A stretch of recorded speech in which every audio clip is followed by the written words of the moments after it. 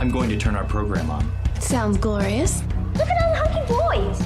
Not people, brains. Stop your grinning and drop your linen. Found them.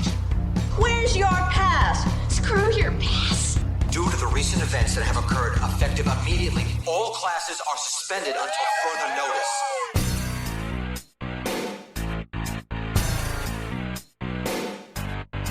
Hello. You are listening to Students of Horror, where we don't claim to be authorities on the subject, but it's students of the genre, expanding our studies one movie at a time. And you might be thinking, wait a second, isn't this Chuddle the Pod? It was, it still is, it's still the Chuddleman. But, you know, slightly different flavor now. Yes. Our assignment for this episode is Blade as we study the subject of vampires. Thanks for joining us today. Let's start with roll call, as always needed. We got Sam. I'm your main host for the night. Sup, I'm here. Brian, are you here? Huh? Hey, how you doing? Yeah, he's here. And Ross, are you here? Oh, hey, I brought an apple. Aw. Perfect. And look at us, guys. We made it out of the Chuddle Club crypt. It feels weird. We're not in a time loop anymore. We're not in a time loop. We're not forced to worship the goo gods. Yeah. They let us free. We satisfied them. Now we're just stuck at a school. I mean, I am in a much more cramped apartment now. We had all that cool shit, and now I don't have anywhere to put it. Yeah, now we have no space, right? Yeah. They let us keep the stuff, but not the space to keep it in. Right. Good thing there's all these storage places around that we can put it in. I got one right across the street. I'll just store it all in over there. They're everywhere. Yep. So thanks, listeners, for going on this new journey with the same old crew doing this, the same old fun shit. Mm-hmm. Not much has changed, just a lot of the jargon. We're trying to make it a bit less complicated. So, might have been a bit overambitious, but we had fun. We did. Yeah. We did. So thank you for joining us. We're doing Blade tonight, like we said, subject of vampires. Before we continue, we're going to take this moment to thank our study buddies, our patrons. That's their new name, their study buddies. I actually love that name. It's so fun. Me too. I feel like it's so welcoming too. Whose generous support keeps this club strong for just $3 a month. Want to support us in other ways? Subscribe, rate, review, comment, and share the show. Now, with all club members present and the study buddies avowed, it's time to crack open that goo book and officially begin tonight's meeting. Give me that goo. Here we are. Time for the log line. Excuse me if my voice is a little off. I was screaming nerdy at the end of the Poison in the Well show the other night, and it really left me scratchy. What year is it? What year did we come out of the time loop? It's 2026. It's been 16 years since they put out a record. It's they're back together type of deal. I hear you though. It was weird. Lots of old men with like dangly blown out ear gauges. All right, logline. A half vampire, half mortal man becomes a protector of the mortal race while slaying evil vampires. Taglines, we got a few. I'll go with the first one here. The power of an immortal, the soul of a human, the heart of a hero. I feel like I've heard that one. Remember it. It's fine. And I feel like I feel like it gives you at least an idea of the movie. Certainly. Somewhat. Certainly. Yeah. Well, what about against an army of immortals? One warrior must draw first blood. I feel it's too generic for me. I don't like it enough. Yeah. It tells me less, I feel like, a little bit. Doesn't get me as excited. Mm-hmm. And this could be Rambo versus vampires by that one. Right. Yeah. I mean, like, I would give him like a half point for the blood pun, but like that's about it. Mm-hmm. Next says it all right here. Vampire hunter. Interesting. That's it? That was just it. Vampire hunter? Yep. I mean, I would be intrigued, but tell me more. Like, yeah, give me a little bit more. Sometimes it takes one to kill one. I get it. Sometimes it takes one to kill one. Takes one to kill one. That one I kind of like. I like it better in that tone. Takes one to kill one. Blade. Have you given blood lately? That was cheeky. I kind of like it. You do? Yeah, I feel like it might be better on like an could have alternate. worked for the home release or something. Yeah. This would have been the best like crossover for like blood donation centers. Like Blade, the Blade, the Blade Red Cross blood drive. I'm here for it. And lastly, we have part man, part vampire, all hero. I feel like that kind of that's similar to the first one, and I think that works. I feel like it's a better version of the first one. I agree. It actually like really gets to telling you what's happening. Part man, part vampire, all hero. What else is there to know? I'm on board. Mm-hmm. Who made this movie? People make movies. What do we used to say? Movies are made by people, and the people that made this movie are. Thank you. Wait, this isn't a documentary? Well, documentaries are movies. Oh, technically, yeah, that's true. Oh, that's true. Yeah, they're still made by people. All right, this movie was directed by Stephen Norrington with a screenplay by David S. Goyer. Stephen Norrington directed something called Death Machine, and he also did special effects for Alien 3, which just came out. He did Exorcist: The Beginning, Aliens, which also just came out. We're doing the Alien franchise, and he did special effects on Hardware. And David S. Goyer, he was a writer on Demonic Toys.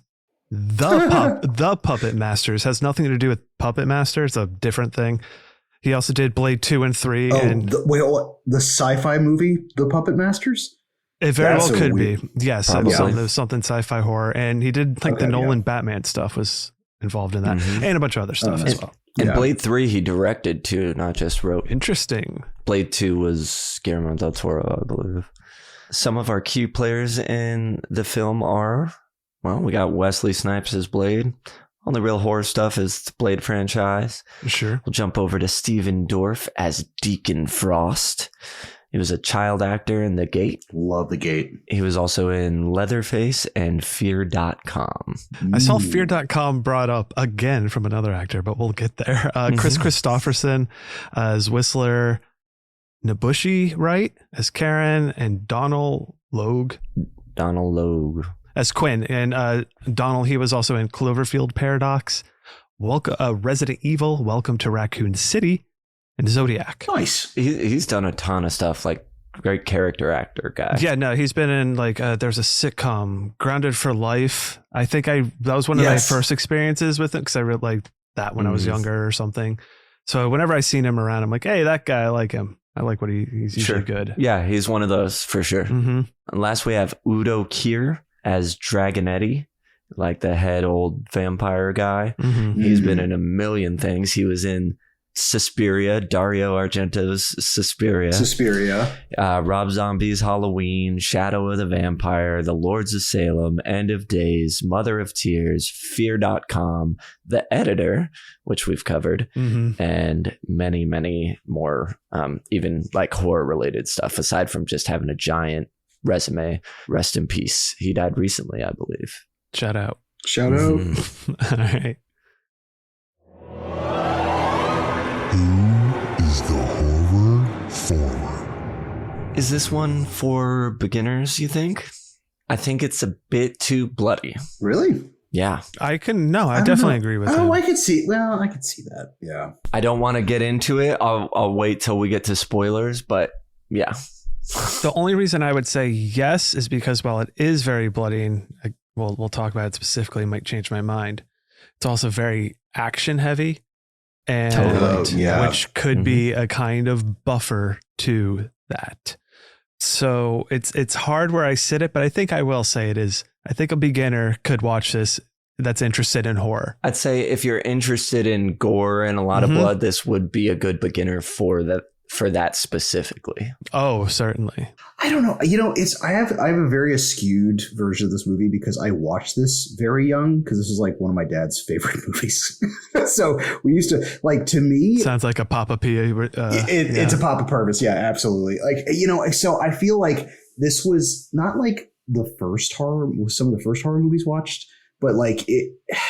I feel a beginner could absolutely came out in 98. Yeah. Right? So So like I'd already seen some stuff under my belt by then, but like I think realistically, it's not out of the realm of a beginner horror, but I do agree with you. Like between some of the copious amounts of blood and then also just like it is like an action movie. You know what I mean? So it's like yeah. So those are kind of buffers, but like there's some other stuff. Honestly, I would say get into some other vampire movies before getting into Blade, because I think Blade is an interesting interpretation of vampires, but there's other ones for beginners to kind of like sink your teeth into in the vampire genre. Very nice. Well, we mentioned that it's very action heavy. So other subgenres that it would fit into are certainly, I included superhero, because Blade's a superhero. He's a Marvel superhero. Besides vampire and like... It was a Marvel movie. Or not a Marvel, but Yeah. He's a Marvel and martial character. Arts. Like, again, that goes that action-y type of thing. Oh, yeah, big time. Absolutely. I think that pretty much does it. Or whatever you call the subgenre of like turn of the century leather and techno. Yeah. Which this kind of kicked off. This was pre-Matrix, pre-X-Men. It sure was, yeah. Mm-hmm. Yeah, but leather and techno. I like it. I wish I wore more leather and listened to more techno. Maybe that'll be my new midlife crisis. Real JP. Next time you guys see me, oh God, I'm going to be leathered out. You'll have robot legs, yeah. Be wearing sunglasses. What is the best advice you can give someone who is seeing this movie for the first time? I would say just going knowing it's going to get bloody, but it's a fun, actiony step into the horror world of vampires a little bit. Mm-hmm. Yeah, I agree. I think if it's a first person, like if someone's watching it in 2026, I do also would have to kind of do a small keynote where I'm like, this was also kind of the dawning of some special effects. So you may. Oh, sure. Oh, so like some CGI in it that there's going to be some really bad be forgiving of. You need to be very forgiving of. You know what I mean? Like, sure. I feel like I'm just thinking of special effects of, the 90s and all that kind of stuff and how we look back on it. It seems, I think we are just, as a horror society, more forgiving of that in the time. Absolutely. You see something like that, you're either like, that looks great, or that I can't remember how I felt seeing these kind of effects back then. If I was blown away or like, this is pretty cool. I remember some of the stuff worked for me, and some of the stuff didn't. Sure. So even back then, 90% of the special effects worked for me when I first saw this. And then we could probably all concur on the worst CGI of the film, but probably. Yeah. That was the only part. Yeah. That was all. We're probably thinking of the same thing, I'm sure. Any trigger warnings on this one? If you don't like blood and you have a phobia. Sure. Yeah. But that just goes back to the gore, but I don't think there's anything besides the normal bumps and cuts of a horror fare. Yep. Yeah. Okay, we've been speaking on it, but would this please a gorehound? I think it would. So do I. Mm-hmm. I do as well. I think it would please them. I don't think, they're going to be like, oh, wow, this is like so cool, crazy gore, blah, blah, blah. But you'll certainly be satisfied. Yeah. If you like blood, if your gore is blood in particular, it'll quench your thirst. Mm-hmm. Cool. Spoiler zone. Hey, we're back, baby. Out of that time loop, things got back to normal. Go to IMDb behind the scenes. So Quinn Donald Logue originally had a much smaller role, but was so funny on set that his character was expanded and he was allowed to ad-lib a good portion of his dialogue. Nice. That's great. Yeah. Like I could see it. He plays those comedy character roles very well. He's a funny guy when he can do it. Chris Christopherson's character, Whistler, was created for Blade's cameo on Spider-Man, the animated series, 1994. He was liked so much by Marvel CEO that he was adopted into the Marvel universe. Whoa. I love that. That's it's like a morph situation. Yeah, right? But Harley Quinn on DC started on Batman Adventures, and X-23 was X-Men Evolutions. Yep. So it's fun when these characters. Love X-Men Evolutions. If you haven't seen that one's good. Oh yeah, X-Men Evolutions. Thinking about that the other day. Dope. Good stuff. While discussing the character of Deacon Frost, Wesley Snipes describes him as the kind of guy who'd ice skate uphill. This was like behind the scenes, he said this. And Stephen Norrington and David S. Goyer loved the phrase so much they worked it into the film, which is funny to me because that has always never really worked for me. I don't know about you guys, but like even as a 12-year-old, I was like, I don't know about that. I've seen a few mentions of it. Yeah. It's like, I was looking at like the top quotes of it. It's like one of the top quotes. And I'm like, this never really stood out to me as anything. No. It's like, okay. I mean, I always remembered it. It stood out to me as like not working, I guess. Yeah. Sure. And then, so Wesley Snipes appears as Blade in Deadpool and Wolverine. Yes. And I think he delivers that line again, or, you know, a riff of it. Oh, okay. Okay. That's the one to bring. He would. Yeah, exactly. Wesley Snipes was interested in doing a movie adaptation of the Black Panther comics when he was offered the project. He said that he was unfamiliar with the Blade comics, seeing more of a connection to the blaxploitation heroes of the 1970s. I just approached him as this really cool character where I'd get to do martial arts and wear a leather suit, he said. Absolutely. Sounds great. I wish I could do martial arts and wear a leather suit. Yeah. I think it's one of the things I took out, but Wesley Snipes was a big fan of like Hong Kong action films at the time. Oh, cool. Sure. Because they were like character driven with these huge action set pieces. So he wanted to like kind of do something like that here. Right. Stan Lee originally had a cameo that was ultimately cut from the film. He played one of the cops that came into the Blood Club during the aftermath and discovered Quinn's body on fire. That would have been fun to see. That would have been great Yeah. to see. 98 Stanley. I always just picture him as the older Stanley. He still would have. I forget what he was about. I know like, he was old looking. But Yeah.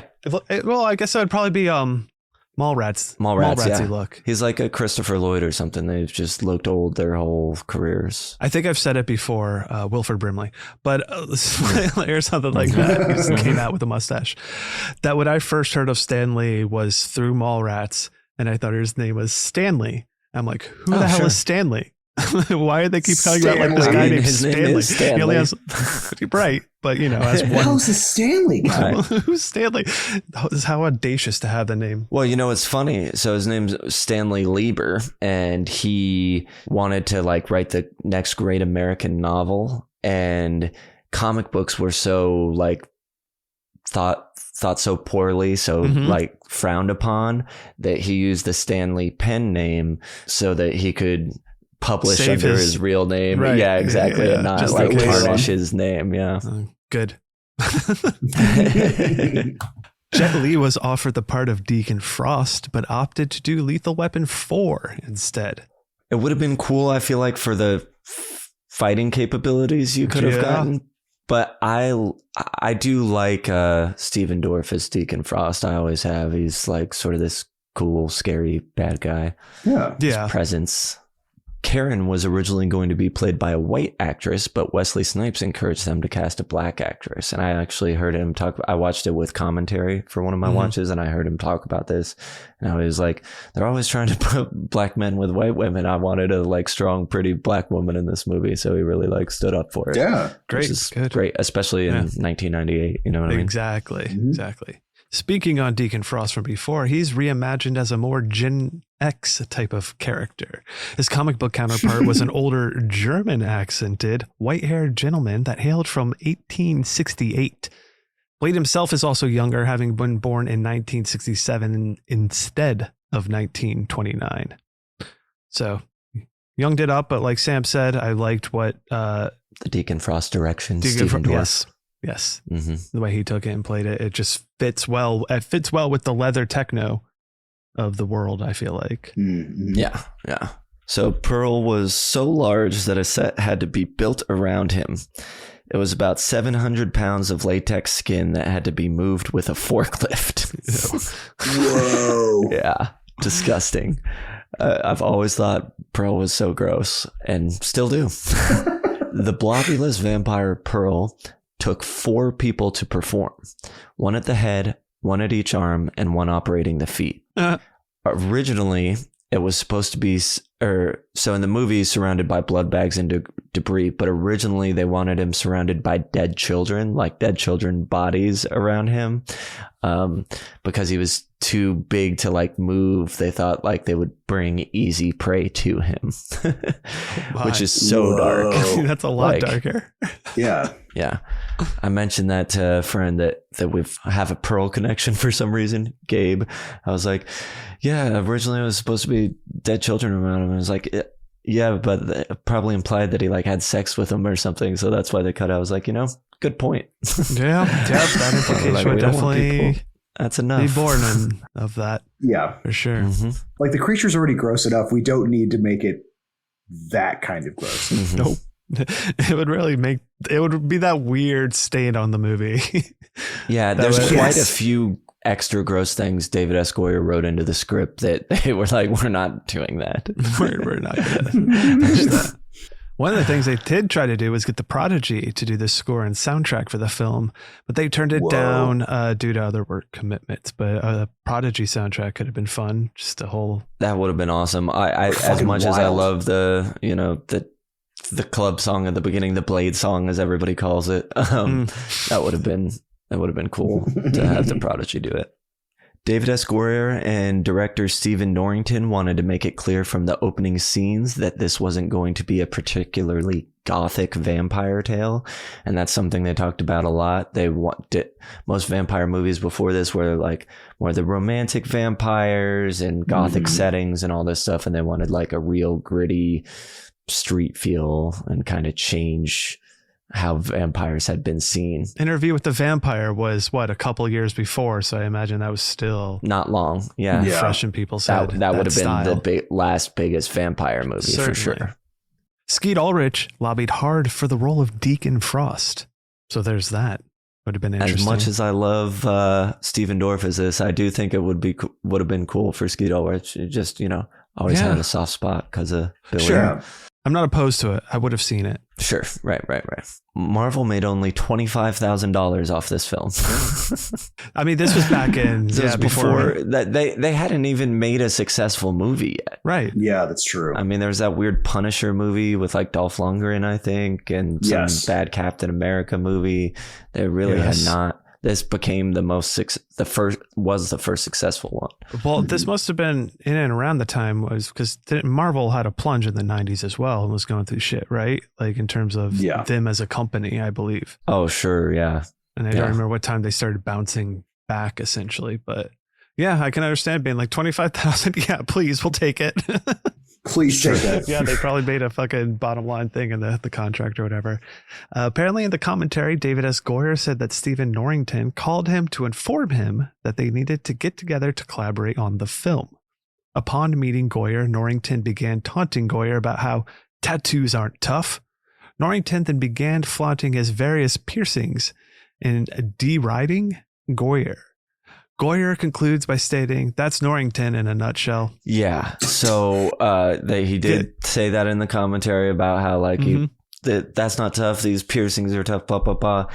And then basically the entire credits is everybody talking about how difficult it was to work with Stephen Norrington.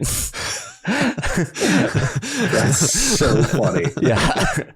Like they wait till the very end, but then Wesley Snipes, Deacon Frost, I'm blanking on his name right now, David S. Goyer, I think the cinematographer did it, and then Norrington also did commentary. It was interesting. The commentary clearly was like from the original DVD, and none of them recorded it together, and they would just like edited the best bits. That's wild. The first cut of the film was 140 minutes long, had a disastrous test screening with audiences, and heavy edits and reshoots were implemented, which delayed the release date more than half a year. The original ending had Frost becoming La Magra and unleashing the blood tide, which washes over the city and turns everyone it touches into vampires. The film ended with the vampires winning, having caused the vampire apocalypse. Wait, and this was shot? This was done? Yes, this was shot. Is any of this on the DVDs or anything like that? Can you see this? I know some of it is. I actually didn't end up watching any of that any of that stuff. Because I can only imagine what the CGI would have looked I know like. On the part, blood side. Especially third act CGI. the one Brian's about to say definitely is on it. In the ending, as it was originally planned, Frost turned into La Magra and became a large, swirling mass of blood instead of keeping his humanoid form. This was scrapped because test audiences loved the Blade Frost fight, but lost interest as soon as Steven Dorff turned into a faceless, gelatinous blob. The special effects crew also couldn't get the visual effects to look right, so the scene was reshot to keep Dorff in the fight until the end. The abandoned ending can be seen as a special feature on the Video Dub DVD. Oh, okay. Mm-hmm. So, I mean, if we thought, I'm assuming, Ross, maybe what you were going to say about the bad CGI was when Steven Dorff gets chopped in half and gets come back together by blood and his arms shut off and the blood comes. That's, and then also like when he like the also explosion-y kind of like the heads. Oh, for him when he actually blows up. Yeah. So can you imagine if he was just like a little blood tornado at the end? How bad that would have looked. My God. Dude, yeah. I'll tell you right now, it doesn't look great. It's on YouTube. You're looking at it. It's on YouTube. It's really dark. It does look like it was part of like, because there's talking heads during it. And now Blade's just slicing at blood in the air, it looks like. Anyway, go check it out. There you can look at the alternate stuff. It's around, it looks like. Some of it anyways, from what I could find. At around 45 minutes, when the bed opens up and reveals Vanessa, Blade's mom, the sound effect used is lifted from Aliens when Ripley and company wake up. So I just tossed that in there because, we've been covering that fun little... Goyer's like, I got this soundtrack bed from Aliens that we can use. I was working on that. In an earlier draft, Blade killed Whistler. In the film, his fate is uncertain. In one version of the ending, it's Whistler who's the vampire in Moscow. I think that would have been a more interesting ending. I guess it's left uncertain because we just hear a gunshot and we don't see him kill himself. I always assumed that he was dead. Well, because I remember there was like some special features where like he looks in the horizon and then it's like Whistler some like on a cliff or some edge or something like that. Is that like a building on the edge of a building looking down. And then then Aerosmith just comes in. Just body count is 88. I'm assuming that's a lot of vampires getting turned into little skeleton dust real quick. Very loosey-goosey with the rules on how you kill vampires. That's fine by me. That's kind of like half the point, a quarter of the point. Yeah. And Blade's real name is Eric Brooks. He is referred to as Eric towards the end of the film, and his mother's driver's license says Vanessa Brooks of Bradenton, Florida, which is the town just above mine. So shout outs to B-Town. I included that just because it's... For the B-Town heads in here? Yeah, you never get a Bradenton, Florida reference. Oh, wonderful. It's time to talk about the movie. I found some old clip of me doing that. Perfect. All right. So quick recap on this one. So it starts with pregnant woman bit by a vampire, dying during childbirth. We find out, we know that grows up to be Blade, Daywalker. He is now hunting vampires with the help of Whistler, who makes all his weapons and stuff. He, at the beginning of the movie, goes to the blood rave, sets the Quinn on fire, who then Quinn goes to the hospital as like a burnt up body and pops up back to life, bites the hematologist, Dr. Karen Jensen, who Blade then rescues, throws across out from out a window to another building. Yes. And then he brings her back. He and Whistler are going to try and like save her from turning and becoming a vampire. Meanwhile, Deacon Frost, bad vampire, is looking to become vampire king, vampire god. He's messing with the vampire council of old heads who were born vampires. They're not really happy with him. At some point, Frost kills the head vampire council guy. Yeah, of the council or whatever, the CEO. Yep. He raids Vampire Blade's Inc. hideout, leaves Whistler all beat up for Whistler to kill himself, takes Karen. Blade has to go rescue her. Blade goes to rescue her, gets captured, gets put in like a big slab that cuts his wrist to let blood drain out. Blood lands on all the vampire council members. This is going to bring about La Magra. Skeletons with wings break out of them and fly into Deacon Frost so that he can be La Magra. Now Blade and Deacon have this big fight, and Blade ends up defeating him using like a blood coagulating thing that Karen was like, hey, this could be a new vampire weapon for you earlier in the movie. Yeah. Some of the stuff that had happened during all that, he meets Pearl, the big fat vampire. They meet during the day with sunscreen, and they kill Udo Kier by showing him the sunrise. And then at the very end of the movie is in Moscow. And it's kind of like how the movie started, where a guy and a girl are going into a club, and Blade says something like, how you doing, comrade? Or something like that in Russian. And Yes. Credits. Bladed. All right, so we'll jump into the movie now. Great. Basic premise of this is a half human, half vampire daywalker who has dedicated his life to, taking out the vampires, protecting the humans. Yeah. That's kind of where we start with this character in this world. And I think that is a damn fine premise. I love something simple like that. Same. I'm all about it. It's great. I'd been probably before this a big Vampire Hunter D fan, so I loved the idea of a half human, half vampire fighting vampires. If you told me this, I'd be like, yep, in. Let's watch it. Sign me in. And I think it does it well. I mean, it doesn't stray from that premise, besides telling the main story of taking out the big vampire who wants to bring about the end of the world. But he's just another vampire he's taken out at the end of the day, and he's on to the next one after this. So I think it executes the premise pretty well. 100%. I couldn't agree more. I think also with like having this like a heavily action based film is that like this, what's great about Blade, it does not get too heady. You know what I mean? Like this is not some kind of like intellectual spherescape into like fucking vampires. This is an action, like horror action, in the fact that you get enough explanation that gets you through it. And it just keep like, going. and it does it Keep great. moving. Yeah. Like there's no weird subplot. Like this is just straight, like all engines go. No, there's no child vampire bride thing.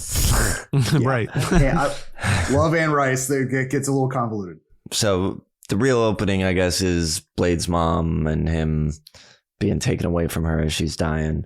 But then the real opening is this couple. They're speeding through the streets. This girl's taking this guy to a club. They start going through like a meat packing facility or something like this, and then some of them in bags they look a little funny, almost human shaped inside there. Yeah. But they get to the entrance of this club, and the bouncer lets them in. They get in. Everybody's dancing, having a good time. We see Deacon Frost for a second. Then the DJ looks up, and the lights on his like forehead, so behind him, show the sign behind him, bloodbath. And the sprinklers start shooting blood all over everybody, and they're dancing in blood, and this guy starts freaking out like, what, this isn't right. What the fuck? And they're hissing at him and kicking him on the ground, and he's scared, and they're having fun playing with him, and all of a sudden he comes to the feet of somebody who's not covered in blood. And it's Blade. And they're all like, he has an umbrella. Yeah. And Blade just starts kicking ass, fighting, stabbing, shooting, killing. He jumps in this little circle room and pulls out the little throwing blade that he whips around in a circle, takes off the heads of all the vampires, stabs Donald Logue, shoots him with a pike into his shoulder, and it like sticks him up, and then he shoots another one to the other shoulder and does a little, yes, I got my aim right thing. Sets him on fire, leaves him. That's our opening scene. How does this opening strike you? So I've thought about this. My first thought of this probably when I was younger too. I was like, this is fucking badass. Hell yeah, this is so cool. There's blood, there's vampires, and Blade comes in. Like you're saying, when he throws his little bladerang thing around the circle room and catches it, and then like he like smiles at the camera or whatever, basically. And like he's just like throwing out so much aura and like vibe and swanging it around. It's so fun. Yeah, we got some like heavy Daywalker energy. Just fucking everybody's day up. So I love the beginning of this movie. Although now watching it 10,000 times, I find it very befuddling that it's an entire room of vampires and then just one really unlucky guy. Like, I really would have liked to have seen like other human beings, more unlucky people. Yeah, I feel like there probably were others that we didn't see, but I hear what you're saying. You would have liked to have seen them. Exactly. Like, we don't have to go like full tilt American Werewolf in Paris style, like Club Massacre, but like I feel like if you had other people running away from vampires, it would feel like it was like a honeypot, as in like the vampires are drawing other humans into the rave and then doing it. This just kind of seems like it was just like one lone dude who just had the worst day ever. Like, he's just like, it's all vampires. And, you know what I mean? I can see that. I think, but yeah, I'm curious as to like if they normally bring people to feed there, because it seems like they don't even need to worry about that. They just have their blood fountain, which that got me thinking on this one. I was like, I would fucking hate it if I was at a club and it just started spraying like what food we eat, marinara sauce all over us. I don't want that situation in my life. I've never been a like food and sexual energy type person. Sure. And vampires are nothing but sexual energy. So it's hard to like not mix all those things. So Brian, what you're saying is you like to keep those plates separate. Yes, very much so. You could say that. All right, so this is the reason why I pushed so hard for Blade when vampire was the subject. So I saw this in theaters when it came out. Okay. And I think I just turned 12, something like that. Or maybe I was about to. I'm not sure what time of year this came out. And I saw it with my friend Alex and his mom and his mom's boyfriend. We're in the theater. And the bloodbath's happening, and they're like kissing atoms and stuff, and I feel the anxiety rising up in me, and I'm feeling, and I throw up. I threw up all over the place. What? And they brought me, and I went to the bathroom, didn't really throw up anymore, went back in, watched the rest of the movie. Alex, who was my best friend growing up, like a good friend, was like, look, I know it was just like the dinner we had beforehand and it wasn't the blood. I mean, we saw Starship Troopers together and that's like crazy violent. No, so that's like, a friend. I know it's not on you. Right. And that's a friend.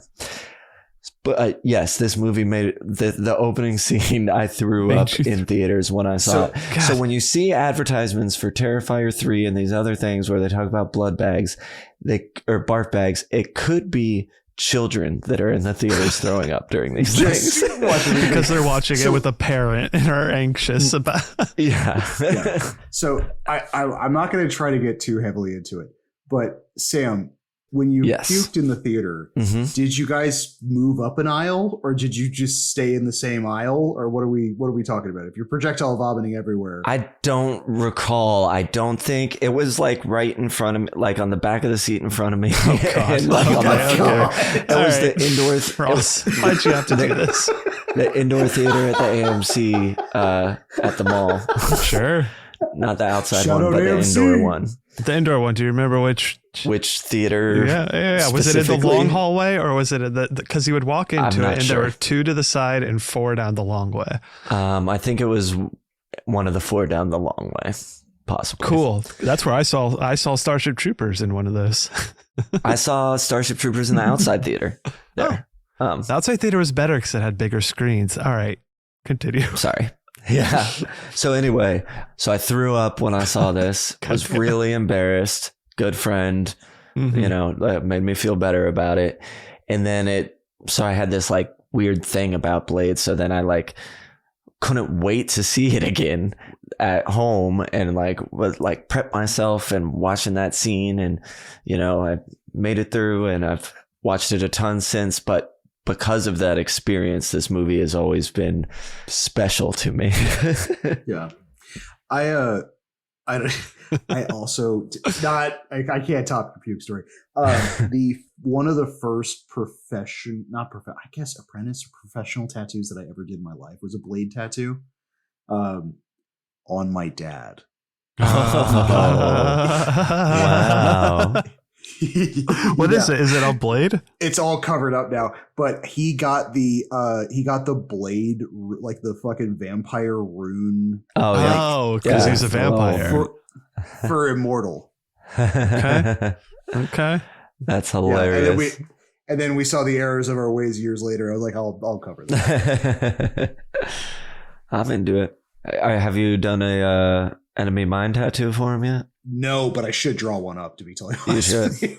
Okay. Yeah, I've been dying to tell you guys that for like 200 episodes or whatever it's been.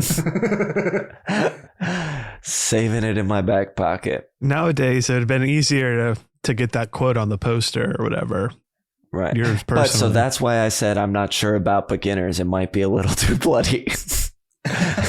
For personal experience. Yep. But exactly.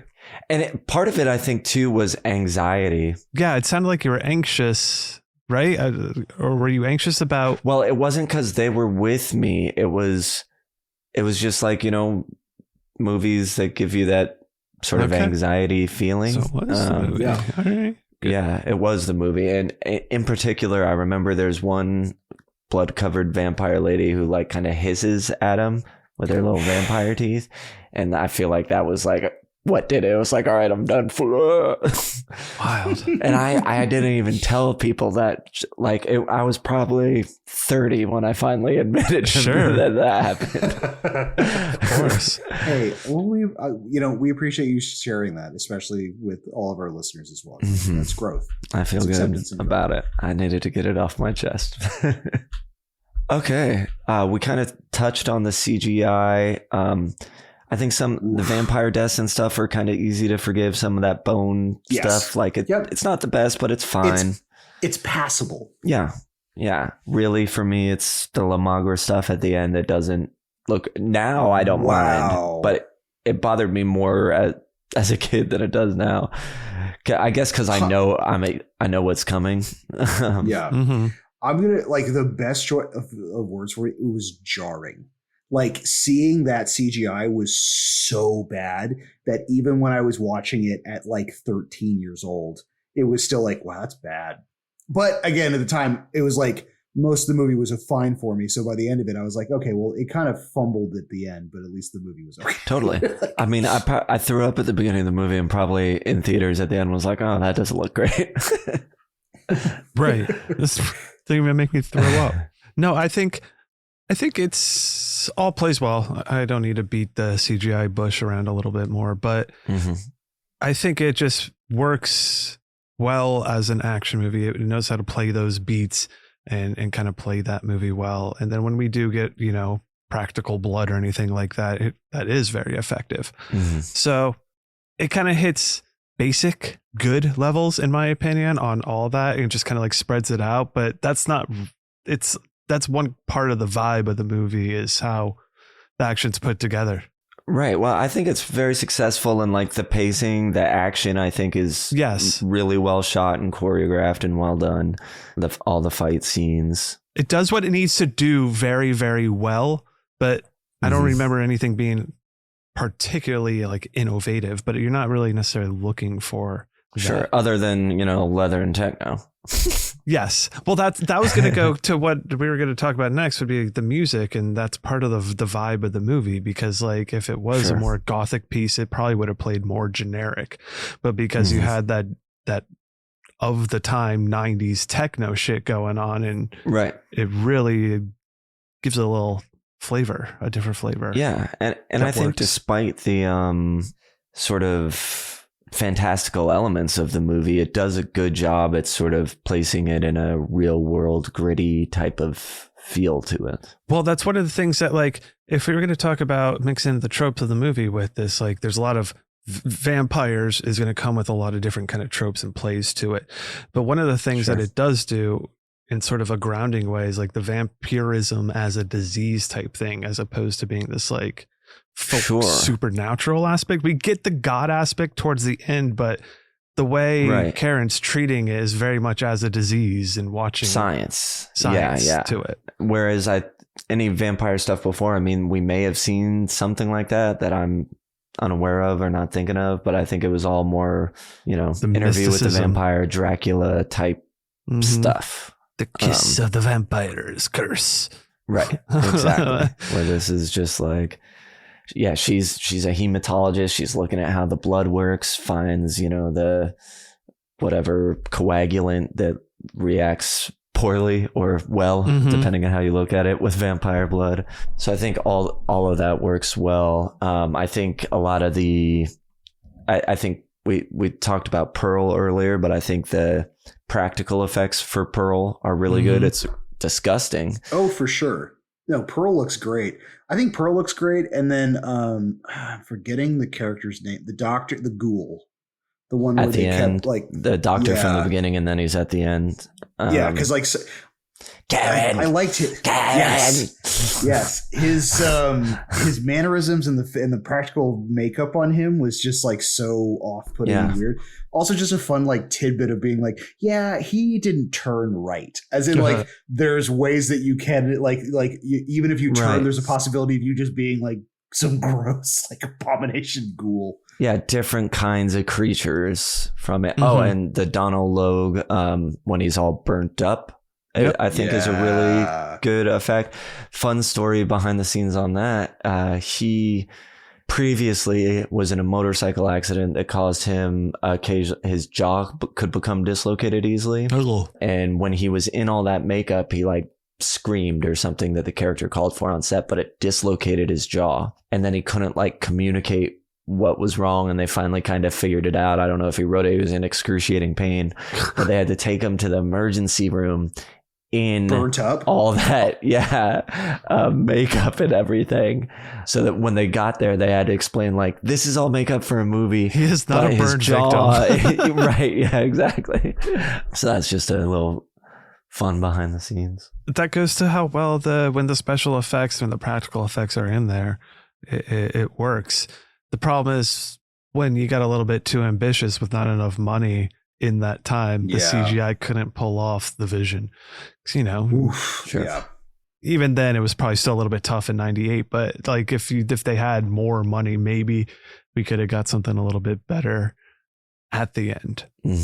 I always really appreciated it was the first time I'd seen anything like this, when he holds Quinn's face against the train as it's going by, and it's just like shaving his face off. Yeah. You best believe we'll talk about stickiness of this movie. I mean, I ride a train every goddamn day, and I think of that all the time. Do you? It's fun. Good CGI. Train, there was never a train. The train is entirely CGI in that whole section. Big train. There is never a train. Same thing every morning. There are no trains here. There is no train. There is no train. I kind of mentioned one of these tropes earlier, Ross. Ross stepped away for a second here, of like, in a movie of vampires, there are going to be so many vampire tropes to it. And we were talking about what grounded this movie was the vampirism and the science that Karen does with it as a disease and everything. But to talk about a little bit of the other tropes, we do definitely get sexual vampires. They are so like, gropey and grindy. When we first see Quinn, he's getting head and making out with a girl in the club. Yeah.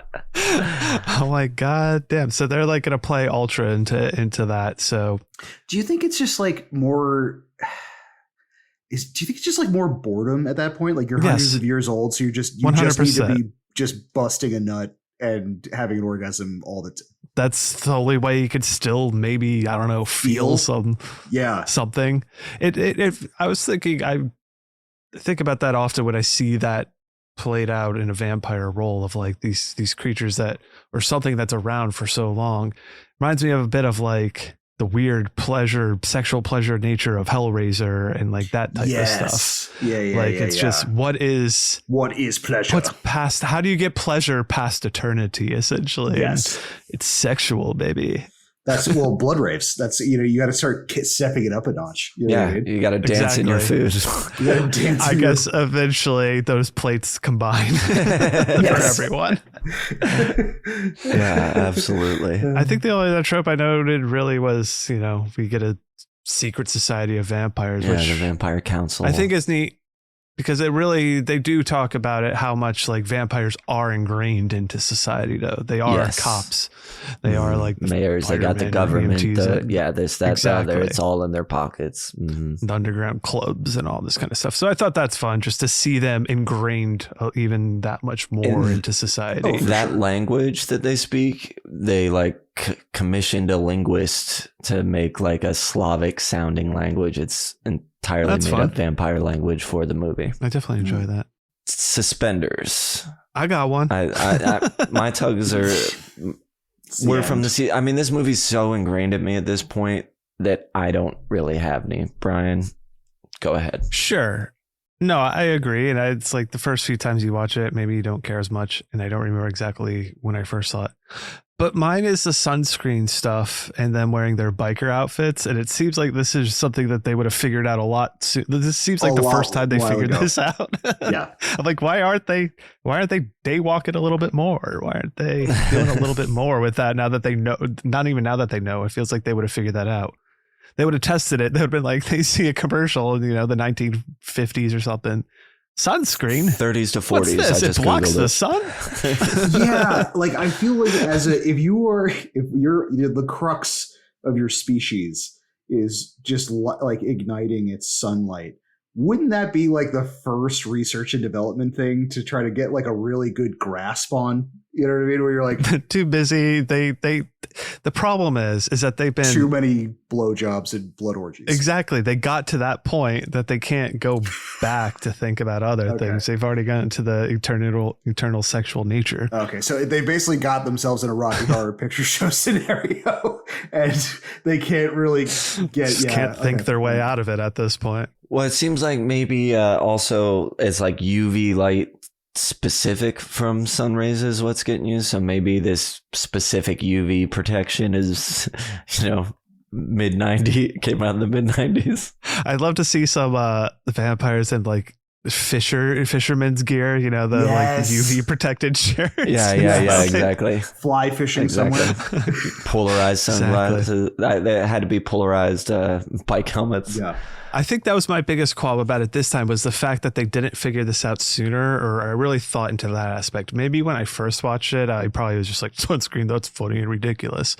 But I didn't really, again, care because the movie's more than those little nitpicky things. It's about the fun. Right. Sure. Right. Yeah. You're in for the ride. I mentioned it seems like it's a UV thing because of the pearl UV light burning. Mm-hmm. Yeah. Which is so gross, but fun. Speaking of Pearl, brought up Pearl several times. Pearl's always stuck out to me just because of being such a gross character. Yeah, certainly. Yeah. And then I've always loved Deacon Frost. I don't know why. I think he's just such a cool baddie. He oozes 90s cool. Yeah, yeah. And yeah. Is that bad? But so does Blades. Like this movie just Blades oozes so 90s fucking cool. Yeah, I mean they're like, they're both hot male vampires that you want to be. You know what I mean? I wish I could be Blade and I wish I could be Deacon Frost. And some other people might want them in other ways, depending on what you're into.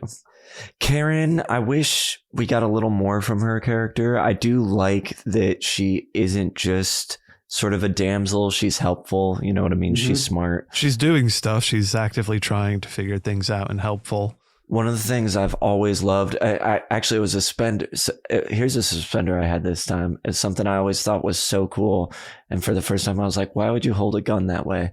At the end, when she sneaks up to one of the guards who's holding a shotgun, like by the top of the barrel. Yes. She grabs the bottom of it and kind of pushes him off. So he's only hanging by the barrel, and then she shoots him. So he flies off. And just the sequencing of that was so cool. Mm-hmm. And for the first time, I was like, nobody would ever be holding a gun like that. Like, Sure. Yeah. But they would if they need to set up a cool action shot. Yeah, true. It's very meta. The movie's actually very meta and no, see, because Blade ultimately is in what's his name's Deadpool's universe. Deadpool knows that Deadpool's a character. Now Blade knows. I'm telling you, it's all wrapped around. Yeah, Blade went. I'm gonna lose the thread real soon. Apparently, I had read that it's Morbius, right? Is like the vampire Marvel. Mm-hmm. Apparently, he's in the movie and was supposed to be like the next movie was supposed to like. Oh, he was going to be the deal with villain or Morbius. something. Yeah. The part where where they, I think it's like before they're going into a club or looking at something. There's like a vampire like sucking on a woman's neck or whatever, which I believe look is up and go, "Ha! It's Stephen Norrington, the director." Yeah, that's supposed to be Morbius. Oh, interesting. There's apparently another alternate ending where Morbius like comes in, like is like standing on a rooftop, and it's Stephen Norrington is playing that character in that shot as well. So that's why they put it together that it's Morbius is that the living vampire. Yeah, they wanted to do something more with him, but I believe Sony and Spider-Man weren't keen to that idea or something. Interesting, because it'd be before Tobey Maguire's Spider-Man, right? But maybe that was probably in the works. Sure. But I think Morbius is tied to Spider-Man, so they didn't necessarily want the ties of that to this movie. Rights. Yeah, totally. Yeah. I don't want to be in your bloody vampire movie. Yeah, this is Spider-Man, man. We need to keep that kid friendly. Udo Kier, I like in just about everything. He's always a cool, freaky little guy. Doesn't have much to work with, I would say, in this, but I enjoyed him. There's a club we haven't spoken about. It's like the top of Pearl's lair with the Japanese girls in this outfit singing the songs with all the businessmen around. Just another part of a weird, freaky little vampire world. Yeah. And that's just like a normal Wednesday. That goes back into that thing with like Pearl and the dead kids and stuff. It's like there's some doors we don't need to be looking behind in the vampire world. Yeah. There was gonna be like a weird like vampire baby thing that Blade had in a tank at their like headquarters that Karen came across. I thought you were about to say Whistler was going to have to fight a bunch of vampire babies. No. He's just like shocking them off and shit. Oh, dude, I can believe I had to bring this up. What is it? Udo, he had probably played multiple vampires, but he played a vampire before in, I think it's Blood for Dracula. Because he did two of them. It was like Flesh for Frankenstein and Blood for Dracula in like the 70s. And he plays Dracula in the cool one. I could see that. He looks like a vampire. Very much so. He looks like a Dracula. Dude, you should look up the photos of that one because he is it is a lot. Talk about giving off sexual vampire energy. Most of the fucking shots of that movie, the man does not have a shirt on. So nice. Ooh. I will be Shirtless checking that out. Coming up on the next episode. And Quinn, we've talked about a lot. Great character. Yeah. I love that. Gets his hand cut off, grows back. Then I forget the other guy's hand. Just some random guy's hand gets burst off by the little secret Blade's secret like, handle trap. Yeah, what do you call it? Yeah, like sword? A booby trap. If you don't know, if you try and pick up his sword.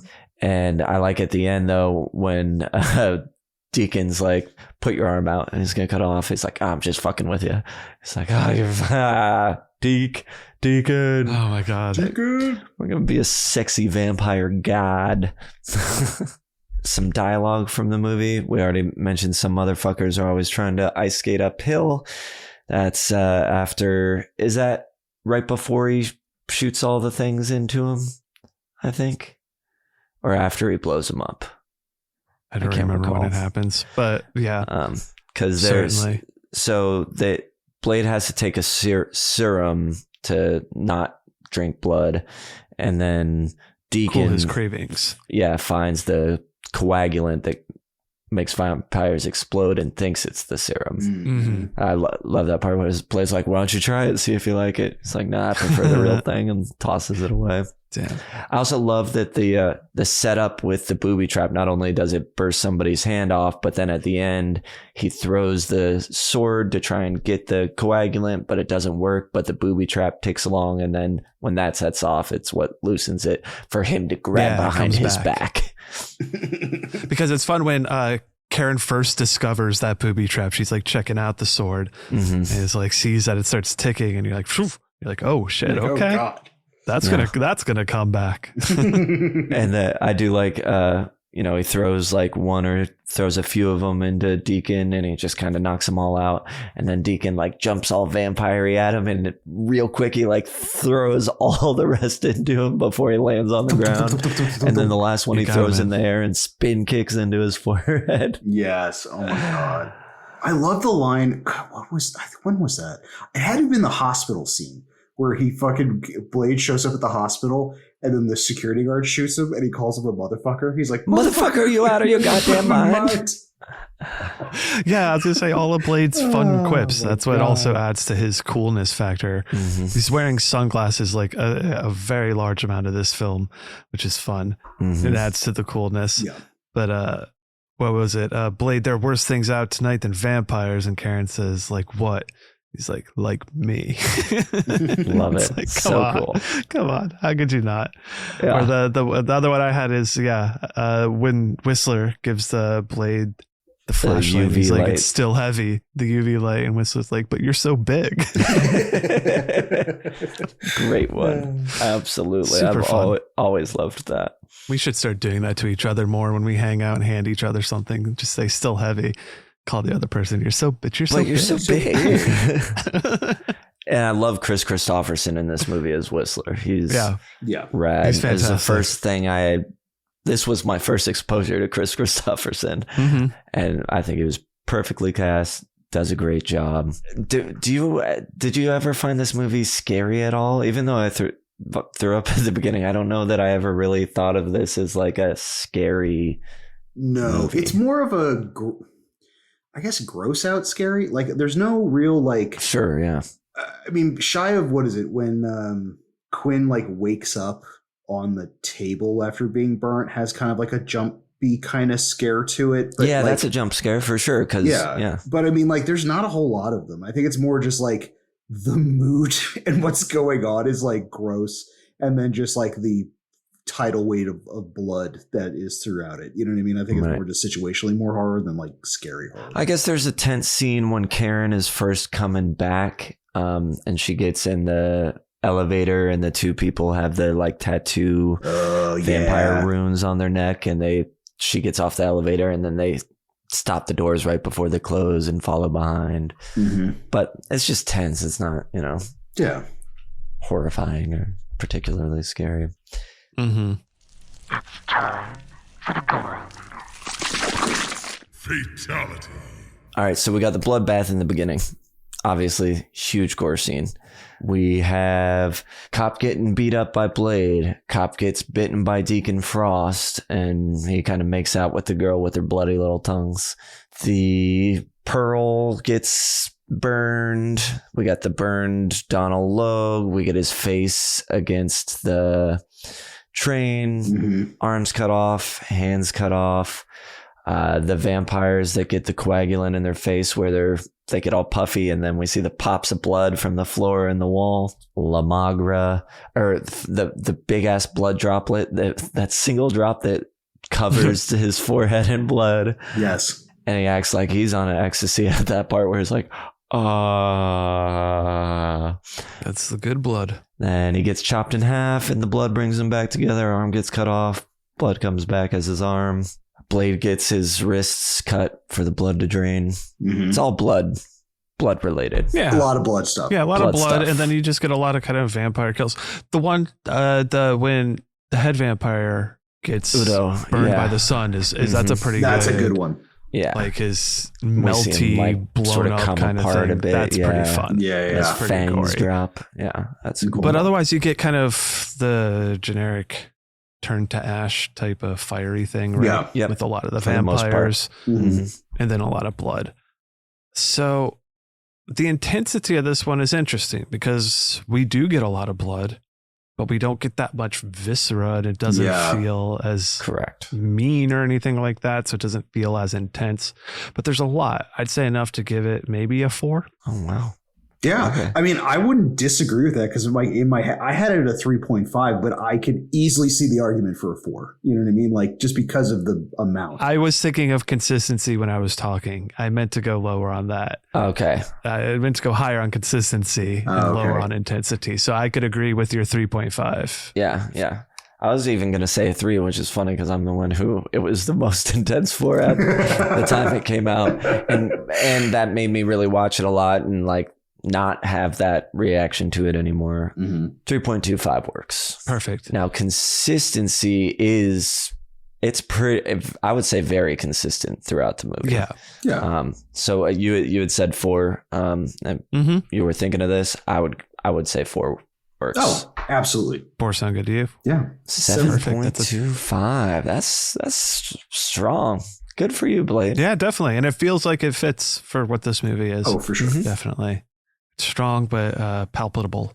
All right. Do you think the gore level works for this movie? Should it have more? Should it have less? It's weird. I think it could alter it a little. I think it doesn't necessarily need to be more or less, but I don't know. I would like to see more human death, more human victims from vampires. I think it's that's pretty what much all I'm- vampire death. I agree. I think like at the score that it's at, it should stay at this score. But like you were saying, it doesn't have a lot of viscera. Like you don't have a lot of like, if you had more human deaths and had like 1 or 2 kind of gory deaths. I mean, God, if you had a blood rave, you could have like vampires literally ripping a person apart and like bathing in the blood. You know what I mean? Like if you had like, even if it was like blood orgy, yay. Yay. But yeah, keep the score. Just like sculpt out your gore a little bit. Yeah, I agree. Climax, end of the movie. We've touched on it a lot. It's Blade gets Just captured, blood-tied. blood drips down. Yeah, blood gods. Deacon Frost becomes Lamagra. Now he has a sword. They have a sword fight. Blade thinks he won because he chopped him in half, but the blood brings him back together. That's when we get Blade looking back, mouthing "What the fuck," which is also another fun moment. It's a pretty good one. And then fills him with the coagulant. He explodes. Giant blood explosion, yet somehow no blood gets on Blade At all. I wonder if that was a Wesley Snipes thing, being like, no. We learned it from the blood rave. Blood is afraid of Blade. He even like covers himself like it's gonna get on him and not a drop. That's good, man. That's a unheard of or not really talked about power of a half human, half of animal. a daywalker. Daywalkers are, what is Daywalker. it, hydrophobic, where it's like liquid just repels directly off Yeah, of it's them. It doesn't stay. hemophobic. Hemophobic. He Scotch guards himself before he goes out every day. His whole body. That's why he has that shine. And it just slushes right off real quick. Yeah, I mean, I think we spoke to it many, many times before. If the CGI was better, this would probably hit home a little bit harder and be a little bit better. Yeah, But it's not great. It's not. all Great. No, right. although now to me it kind of has its charm, maybe because I know it's coming. Mm-hmm. It would be something I thought about while watching this, and I wish people would do this for movies, because I also thought about it for the last fight scene in Black Panther. It'd be great if movies that are good otherwise but have certain small portions that maybe aren't the best CGI, if somebody could invest in going back in and making it look better. I don't know why any studio would do that, because there's no reason for them to do it. It'd have to be like a Kickstarter that people do or something. Yeah. But there are versions of that where like you have people, like you see them on YouTube a bunch, where it's like a kind of a mediocre scene in CG, and like this is what it would look like now, but it's never like tied in with the movie. You know what I mean? Like it Sure, would be, right. So yeah, I'd like that'd be that. interesting. I wonder how the community and people would respond to it. I feel like a lot would be on board, and I feel like there'd be also like a heavy backlash against. Sure, it'd be like the touching Star Wars type of thing. re-releases. Oh, Star yes. Wars But just they added so ultimately much. try to change Yeah, things, right. and really, this is more of just enhancing Improving. what it is exactly. But I do like the we do have an epilogue with this one, and that is them in Moscow and kind of like continuing the story. So getting you kind of hyped. I'd be like, yeah, I want more Blade. It's a small thing, but I really like the font, like the way Moscow appears on screen, and I think it's maybe used for Blade. We see it other times in the movies, but that sort of red bold font, the style of it, just a silly thing to work for me, but it does. Do we have any final thoughts before going on to our extra credit questions? No, sir. Okay, let's get into extra credit. So this is an interesting one for this one. How would we survive? How many are sacrificed? Oh, I guess in this case, the highest body count is from vampires. So, well, are we vampires or not? That's the thing. I'm staying away from Blade, that's for sure. Yeah. Like if we were vampires in this world, how long we've been vampires is going to determine a lot of things. I don't know if I've crossed my plates yet, so I don't know if I'd be at that club for Blade to come in and destroy me. Would we? 100%. Especially like, yeah. But I mean, those people in the club weren't expecting Blade. So No. are we putting ourselves out there like that? Yeah. I don't know if Blade would. Do you think Blade would go after like a vampires that would say, just worked at a blood bank and didn't actually hurt people and just drank blood and tried living the pacifists? You know what I mean? Or do you think he's just like... Ultimately, I think that would be like he wants to get to all of them, I assume. So it's probably just lower on the list. But I mean, vampires, you live forever. Just lay low. He ages like a regular person. He will die eventually. That's true. We lay low enough. Yeah, we just have our little podcast, pretend to be age, humans. I thought does he age normally, or does he age like kind of like vampires? No, he ages like a human. There's a line of dialogue about it. Oh, okay. Yeah. So yeah, like he doesn't have that power, so we're fine if we just outlive him. I mean, for a vampire, if you lived in a bunker for 50 years, like that's not really that long for a vampire. You know what I mean? Like, right. Exactly. Yeah. And I think at this point too, like, again, we could just kind of go about living normal-ish lives, work the night shifts at a couple places and not, figure out how to survive on the low. Yeah, I think we got this one. We set a Blade's way. We're vampires. We can do it. Yeah, I agree. Hero level. That was fun. Blade. 1 through 10. Tenacity. He's got a lot of tenacity. I would say so. He's chasing down vampire. He's looking for a fight. Defeated a blood god. Grabbing onto trains as they pass. Not ripping. Yeah. I mean, like your arm off and throwing women across from building to building. And mind you, while all of this is going on, has the time to look at the camera and give some of the best one-liners. That's pretty tenacious. 4.5. You read my mind. Yeah. I wouldn't give it the full 5, but definitely 4.5. Works for me. Iconography. 5. I think 5. I was going to say a 4.5. Between the fucking crazy ass buzz cut, the tribal tattoos going up in the back, the leather, the sword, leather with a samurai sword, the sunglasses. I could clock that from 3 miles away. I know we all could clock it. That's the problem we have with this category is how much does it permeate everything? I think it hits really, really high. But into pop culture, I mean, I think my mom would probably recognize Blade. We know Ross's dad and mom would recognize Blade. Yeah, I guess it can't go off my mom. My mom would know that's Blade, but that doesn't matter, I guess. We can give it the 5. 5 with an asterisk. There you go. We want to do 4.75? No, give it the 5. It's fine. 9.5. My man. Villain level. 1 through 10. So this is Deacon Blood Frost. God? Yeah. Do we want to do him as Lamagra or just as Deacon Frost? Just do a combo. Because I mean, like literally. I would say so because his whole goal is to become Lamagra. Yes. Yeah. Right. Which I think probably maybe it diminishes Lamagra's power or something. Well, it seems like the end goal of Lamagra to turn everything into a vampire seems like what's your food supply going to be? Yeah. Yeah, totally. Lamagra's not really well thought out, I think. So I think, but combined with Deacon Frost, it's pretty powerful, but ultimately loses to something. Yeah. So I'd give him like a 4, I'm thinking.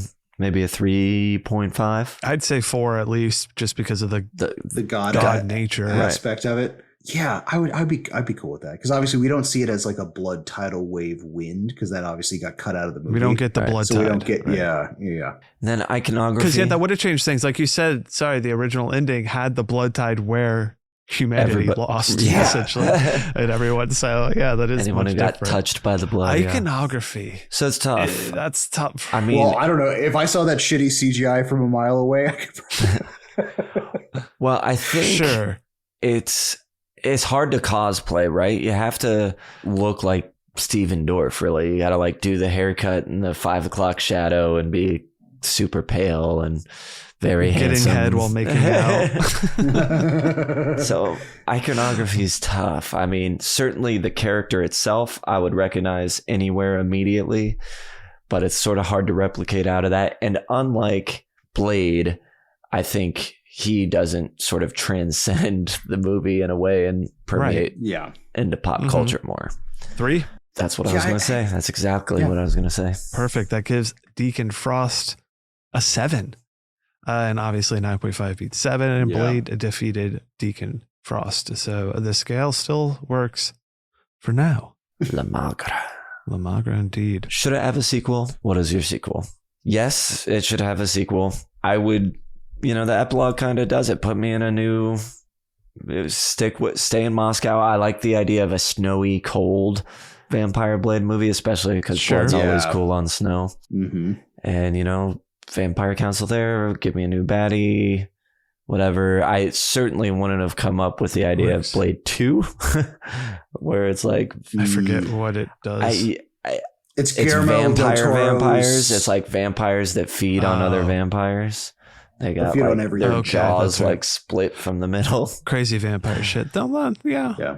That's interesting. I like the idea of taking it overseas. I think somewhere in Germany would have worked well too, because continuing the techno scene or something like club scene stuff. Yeah. Certainly have that over there. But then you could work in Nazi vampires or some shit like fun. that, like ancient. Mm-hmm. Like so Nazi Nazi vampire zombies. stuff. Where are the Nazi vampires? Yeah. Kill some fucking Nazis. Yeah. I would. Yeah. I mean, I think a great springboard would have Blade and like Morbius meet, fight, and then both find a worse baddie and then join forces and then have team up. Mm-hmm. Marvel team up. Nice. Yeah, hell yeah. Yep. Marvel team up. Marvel versus team up. Yeah, all that shit. That's cool. That's fun. I like it. I'm into it. All right. What prop do you want from this one? I definitely want Blade's sword. 100%. Yeah. I'll take a Bladerang. I'll take his sunglasses. I'll take his car. Yeah, sure. I would think it would be cool to have probably a prop pair of fangs. For sure. Fangs would be good. I would love like doesn't Tegan have like all the vampire fangs he puts on the table? He drops Udo Kiers. He throws them on the council's table. Yeah, that'd be cool. I want those. Yeah. Mm-hmm. Hell yeah. Okay, we're going to the midnight showing. What are we throwing? Blood. Sure. You need I was thinking you have a setup, soakers. a blood sprinkler setup. Yes. Super soakers is good too. Mm-hmm. Have sprinklers in there so you can experience the blood rave in 4D. So on topic, off topic, the new what is it? The Ready or Not? Yes, had a screening where anytime there was something gory, they actually had like blood shoot into the audience. The audience got covered in blood. They all had to wear like rain I had a 40X coats and near me. shit. It wasn't 40X. It was like a special screen. Like they had like tarp stab and shit. Yeah. It was like a Gwar concert type thing. Sure. That sounds so fun though. I'd love that. Yeah. I also put on sunglasses whenever Blade does, because he's wearing his sunglasses a lot. Just like chill out with Blade, and just bring in glow sticks for all the ravey stuff. Yeah, sure. Ooh, yeah. Flashlights you point at the screen when Pearl's getting blasted with the UV. Ooh. Yeah, that's fun. I like that one. Mm-hmm. Yeah, I don't know. I think that all works. It's all blood stuff. Lots of blood stuff, blood time, baby. You definitely need to wear your poncho to the midnight showing of Blade. Our midnight showing, anyway. Right. And what is the concession vessel? Ooh, that's a tough one. You're going to see Blade. You're going to blame whatever concessions you get as the reason why you throw up. Okay. I would love the Pearl Big Gulp. Oh, it just looks like Pearl, but you drink out of it's it. It's an oversized drink. Yeah. Nice. Fantastic. Oh yeah. Yeah, you could do something with like the whatever blood chamber thing at the end of the movie, popcorn bucket with a little Steven Dorff inside. Oh, that would be cool. It would be cool to have the whole ruin whatever that place is, right, top to bottom. T to B. Would be very cool. And the butter, like you put the butter in the little slab that Blade was in it. It drips on the popcorn. That's amazing. Yep. Okay. Oh, yeah. Perfect butter dispersion. Yeah, I nailed that one. I only want your fingers. Should we all cut our fingers open and bleed on it? Can you wrap your fingers around this? I'll take a Voorhees burger and a side of Jason's bacon. Show them. Gonna do our grading scale here. On this show, we rate movies on how we feel about the movie. It doesn't matter, good, bad, whatever. It's the experience we had, and we have different categories for each one. We can do up to 1 point for each category. Fuck them fingers. Yeah. Starting with, let's go with Ross, because he's had an interesting relationship to this movie with his dad loving it so much. Yeah. Oh man, I hope that time hasn't corroded the score for me. So engaging, even though I've watched this movie like a billion times, I would still give engaging like a 0.75. I think, like, I hate to say it, the more times I see it, the older I get. The bad CGI really just I could almost turn at this point. I could almost turn the movie off after Blood God happens and just can kind of fine with it. Stickies could get the full 1. I mean, like, God, there's just all of these hard grained. I mean, Blood Rave alone is just burned into my mind. Same thing with like Subway Face and all that. Yeah, Stuffable is gonna get. I mean, Stuffable's got to get. It's gonna get a 0.75. I mean, like, there are so many fun things that you could do merchandise wise, or just like the poster, or like if you like the sword, or you know what I mean. Like, there's so many fun things you could definitely have with this. I actually, as another weird Blade thing, I actually was gifted a Blade poster that is, I think it was signed by. Like, you said it was signed people from the cast. Yeah, Wesley I'm so jealous. It was honestly one of the coolest tips I've ever gotten in my career. So I have that hanging up. Cockles. Oh man, Cockles is. I was wrestling with Cockles because, like, to be totally honest with you, I think I'm going to give it the 0.75. I'm going to give it the benefit of the doubt. It would eviscerate my Cockles, except I am just the CGI, dude. Like, it's like yep. This is one of the very few movies that, like, unacceptable. Like, I think it got to a point where, like, you worked so hard on this film and did so many other really cool things, and then just you fucking drop the ball so hard. Like, I wouldn't, like, it's amazing that it got to theaters looking like that. Like, well, you should have seen what they were gonna do. Yes. This is the improved version. This was the better option, which is fucking wild to me. And then rewatchable. I mean, it's a 1 rewatch. I mean, it's a fun ride. You know what I mean? I think this is like, I'm not going to deduct points for rewatchable, even though I may not get through all of the movie.